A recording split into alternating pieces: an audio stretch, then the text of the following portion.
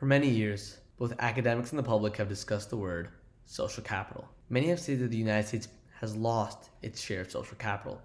And with regards to the COVID-19 pandemic, many have stated that the social bonds that once tied us together are gone, not just in the United States, but around the world. But any discussion on the topic must first start with the definition. What is social capital, and why is it important for a society? According to Robert Putnam, the author of the seminal text on social capital, Bowling Alone, social capital is defined as social networks and the associated norms of reciprocity and trust that arise from those networks. In the last chapter, we discussed social capital in relation to government, but how it could potentially affect government. But here, we strive to examine how social capital has both strengthened and degraded parts of our society within the last few decades, and what it could potentially do for both government and society in the future. It's important to look at an event that we all know and understand how social capital played a role in its effects. The January 6th riots constituted one of the lowest points in American history. It was unfathomable that an armed group of protesters numbering in the thousands will blatantly reject election results from both the government and society and violate the sanctity of the Capitol building and breach it to change the winner of a lawful presidential election. But this event illustrates a key marker of social change, the loss of social capital. People had simply lost trust in their government and their fellow citizens and felt that it was necessary to threaten and overtake a key bastion of democracy in order to unfairly change the election results. The riots were, objectively, antisocial at their core. To begin with, it's important to recognize the riots not primarily as a terrorist attack, but as a loss of trust of both their neighbors and their government. The perpetrators of the attack lost the ability to place any value in the votes and opinions of their neighbors who voted for Biden, and felt that they no longer should possess any influence in elections. This mode of thinking has been simmering for years, and finally reared its head on January 6th. This astounding loss of social capital, in my opinion, remains the greatest threat to democracy right now. If we, as a nation, are unable to place any trust or value in the opinions of our fellow Americans, then our republic simply can no longer function. The idea of trust in government can best be seen through Rousseau's Social Contract, one of the preeminent Enlightenment texts that define our government today. Simply, people must exhibit both trust and value in the decisions of the government in order to succeed. However, if trust and value are lost in the forms of government, the people have the right to dissolve their current form of government. Enlightenment-era thinkers knew the power of trust and, by extension, social capital and the underpinning of strong government. Yet today, their words seem ever more prescient. In America today, we have lost that trust and value in our government, and even more startling, in our fellow Americans. However, both American society and the rise can be further broken down to examine just how much social capital had a role to play, and how events such as riots can be examined through trust. The breakdown is seen through the Social Capital Community Benchmark Survey, or the SCCBS. The SCCBS was originally developed by Harvard University's Saguaro Seminar on Civic Engagement in America to provide a measure of social capital within the United States. Up to this point, it has served as a pivotal benchmark for the study of social capital in the United States and has served roles in both macro and micro views of social capital.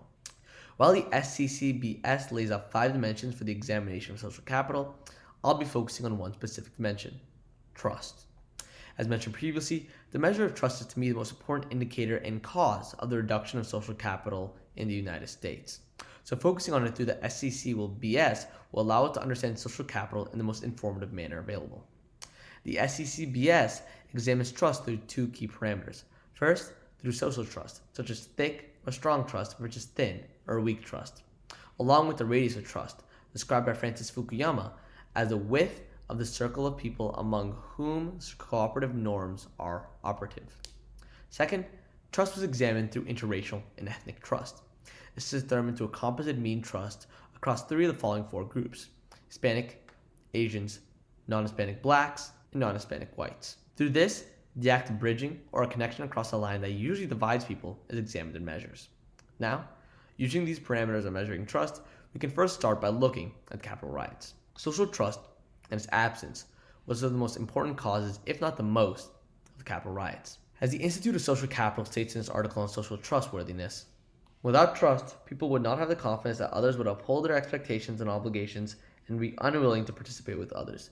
This article, written in the build-up to the election, could not have been more prescient. During the 2020 election and its aftermath, people felt isolated, angry, and distrustful of their fellow Americans, on both sides of the political spectrum. To the rioters of January 6th, they simply could not fathom nor believe that most of their fellow Americans voted for the opposite party and lost even the most basic aspects of trust in other Americans. Those who were not within the circles of their party or immediate community were immediately considered traitors and were necessary to immediately remove through an armed insurrection. In this instance, The thin trust of social capital eroded, as communities with less similarities and geographic proximity lost all forms of trust. In this instant, social capital has been eroded.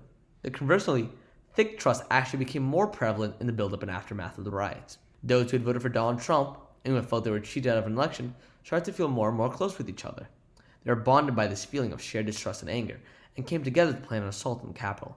An armed insurrection requires a shared plan, and common well-being amongst the insurrectionists, and the trust that was established between these parties became much stronger. People became divided amongst their political and geographic lines, and those who they sympathized with, they become much closer with. But this raises an interesting question.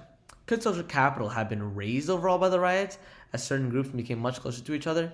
The answer, in my opinion, is no. While certain groups did indeed gain much more thick trust, it was still not enough to account for the complete destruction of the thin trust that existed amongst the entire population. In totality, and relatively unsurprisingly, I wanted to call the Capitol riots a culmination of the net decrease in social capital found in the United States. And the question is, where do we go from here? This question can be answered in many different ways, but for the sake of scope, I'll limit the answer to what the government must do. Personally, I believe a lack of social capital is not being fully addressed are unemployment rates in the United States. Unemployment has been empirically linked towards low social capital rates, and I believe that the government should do its part through existing new programs to help alleviate this. Yet some issues simply cannot be solved.